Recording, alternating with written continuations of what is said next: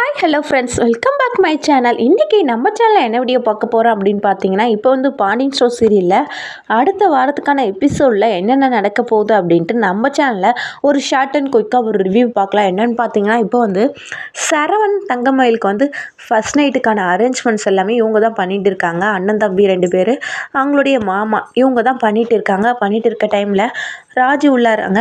உள்ளே வந்தோடனே டெக்கரேஷன் எல்லாமே ரொம்பவே சூப்பராக இருக்குது அப்படின்ட்டு சொல்லிடுறாங்க. உடனே வந்து செந்திலும் அவங்க மாமாவும் வெளியில் போயிடுறாங்க. கதிர் வந்து கீழே டெக்கரேட் பண்ணிகிட்டு இருக்காங்க. எழுந்த உடனே வந்து ராஜு கால் தடுக்கி பெட்டில் விழுந்துடுறாங்க.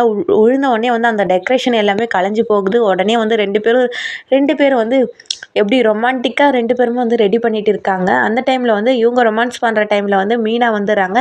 இங்கே என்ன நடக்குது அப்படின்ட்டு கேட்குறாங்க. ஒன்றும் இல்லை அப்படின்ட்டு வெட்கப்பட்டுட்டு வெளியில் போயிடுறாங்க ராஜு. அந்த டைமில் செந்திலும் மீனாவும் தான் ரொமான்ஸ் பண்ணிகிட்டு இருக்காங்க.